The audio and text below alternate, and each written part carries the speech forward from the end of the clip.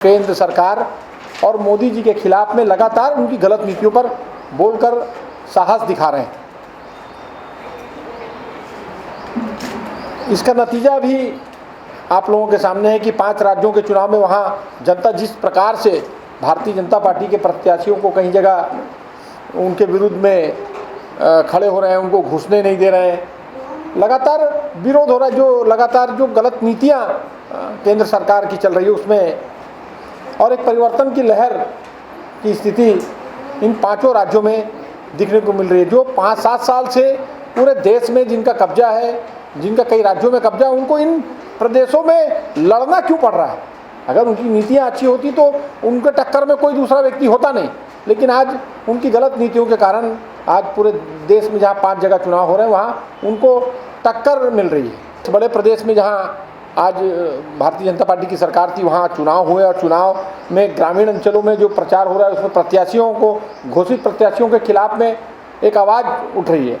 महंगाई और बेरोजगारी एक बहुत बड़ा मुद्दा बनकर वहाँ सामने निकल कर आ रहा है, जिसको लोग सीधा सड़क पर और सीधी तरीके से बात भी कर रहे हैं। और लगातार हमारे नेता राहुल गांधी जी ने बेरोजगारी के विषय में भी बात किया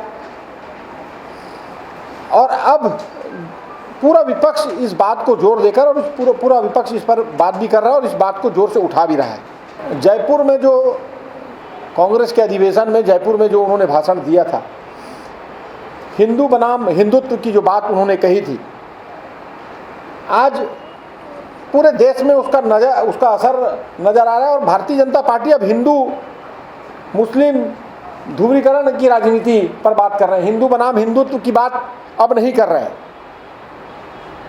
और लगातार इस देश को 2 पार्ट में बांटने का काम भारतीय जनता पार्टी कर रही है, जिसके बारे में राहुल गांधी जी लगातार बोल रहे हैं।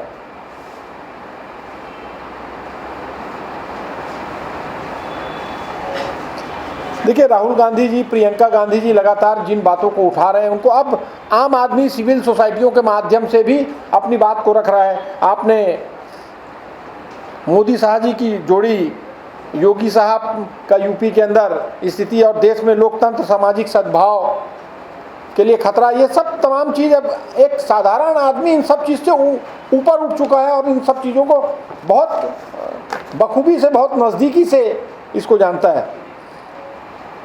लोग आज आर्थिक मुद्दे पर बात कर रहे हैं, सबसे ज़्यादा लोग उसमें परेशान है। महंगाई, बेरोजगारी पर परेशान है, रसोई गैस, खाने का तेल, पेट्रोल, डीजल लगातार आम जनता की परेशानी में सबसे ज़्यादा है। प्रधानमंत्री नोटबंदी को और असंगठित क्षेत्रों के मजदूरों के लिए लॉकडाउन लगाए जाने की उचित कह रहे थे, वही अब लोगों के लिए परेशानी बनकर उनके भविष्य के सामने खड़ा है।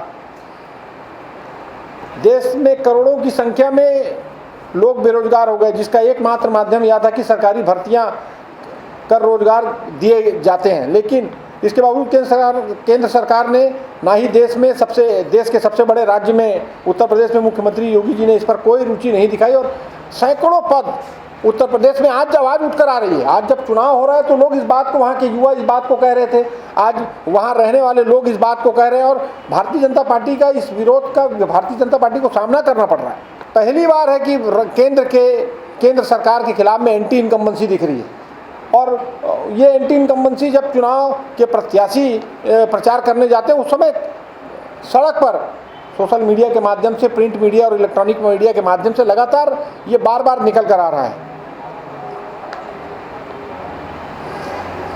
प्रधानमंत्री जी गुजरात मॉडल को छोड़ अब छत्तीसगढ़ मॉडल में अपनाए गए पशुधन गोबर की बात करने मजबूर है और यह बात कर रहे हैं कि जब भूखी प्यासी गौ माता भाजपा की राजनीतिक फसल चढ़ चुकी है।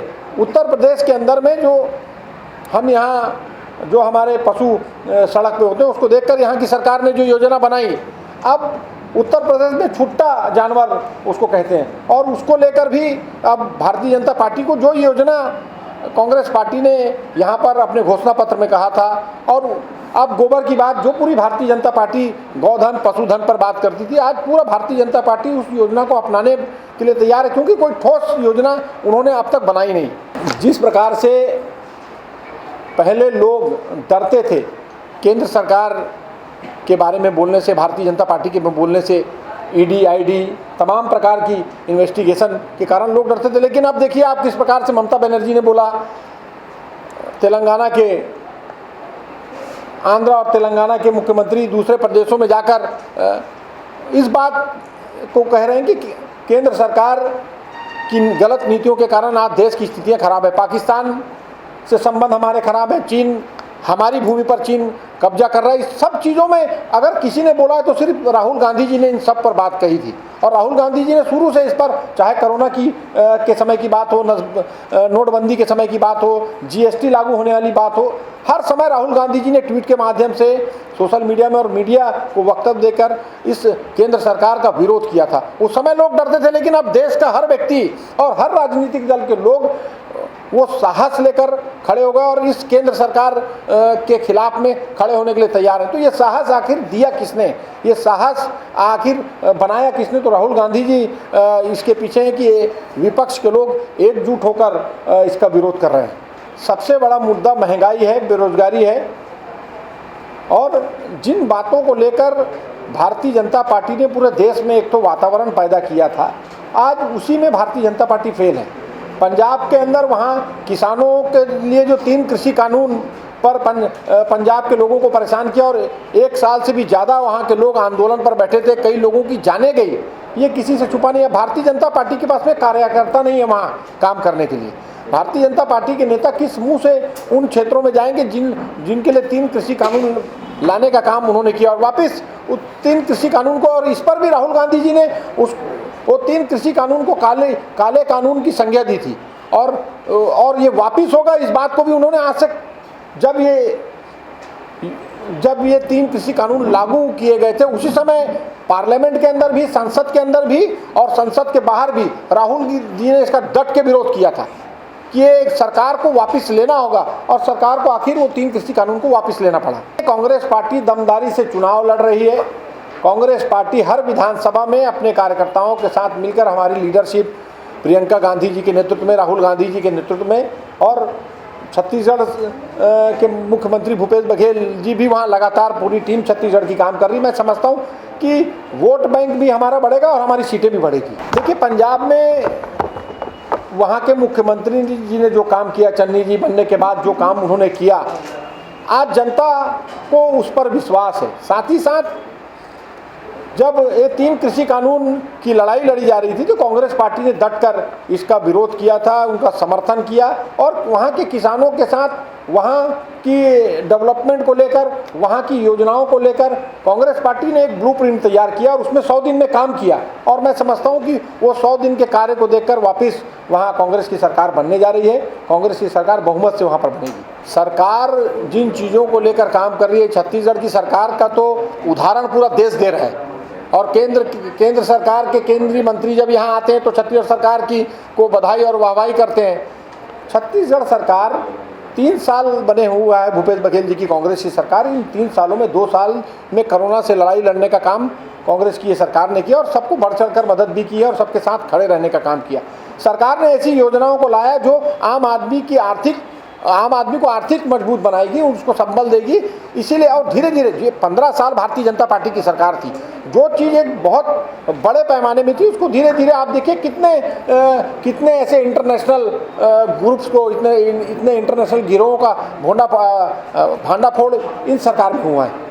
चरणजीत सिंह चन्नी जी के नेतृत्व में पंजाब के चुनाव को लड़ा है, और मैं समझता हूं कि पंजाब की जनता ने चरणजीत सिंह चन्नी जी के नेतृत्व को स्वीकार किया है, और चरणजीत सिंह चन्नी जी के नेतृत्व में अगर चुनाव हो रहा है तो 100% बहुमत के साथ हमारी वहाँ हम विजयी होंगे। और रहा कैप्टन अमरिंदर साहब को तो पहले ही हम लोगों ने दूसरा रास्ता दिखा दिया है। वो जिनके साथ थे, जो बी टीम के रूप में जिनके साथ काम कर रहे थे, उनके साथ चले गए। देखिए, मैंने पहले भी आपको कहा, कांग्रेस पार्टी के अध्यक्ष हैं सिद्धू जी, और लगातार जब मुख्यमंत्री की घोषणा हुई थी तो सिद्धू जी भी वहाँ पर थे। उन्होंने भी उनकी भी स्वीकार्यता थी कि मुख्यमंत्री चन्नी जी बने, और आज चन्नी जी एक चेहरा बनकर, एक अलग पहचान बनकर पंजाब में उभरे हैं। देखिए, राहुल गांधी जी लगातार कांग्रेस पार्टी के अध्यक्ष भी रहे अभी, और लगातार सांसद रहकर जो लगातार आवाज़ उठा रहे हैं। प्रियंका गांधी जी भी कांग्रेस की महामंत्री हैं, वो भी उत्तर प्रदेश से लेकर अन्य प्रदेशों में चुनाव प्रचार से लेकर संगठन के कामों में काम कर रही है। वो संगठन के लोग हैं, संगठन उनके लिए प्राथमिकता है, इसलिए वो दोनों परिवार का दोनों काम कर रहे हैं। मैं समझता हूँ कि राहुल गांधी जी के नेतृत्व में पूरा देश, आज पूरा कांग्रेस पार्टी एक साथ मिलकर काम कर रहा है। भारतीय जनता पार्टी के नेता हैं, राष्ट्रीय उपाध्यक्ष हैं, उनको तो बयान नहीं देना चाहिए। 15 साल यहाँ थे और 14 सीट में सिमट कर रह गए। भारतीय जनता पार्टी के रमन सिंह जी भारतीय जनता पार्टी के उपाध्यक्ष हैं, देश में कहीं भी उनको भेजा नहीं गया। उनकी उपयोगिता उनकी पार्टी में क्या है उससे आप अनुमान लगा लीजिए।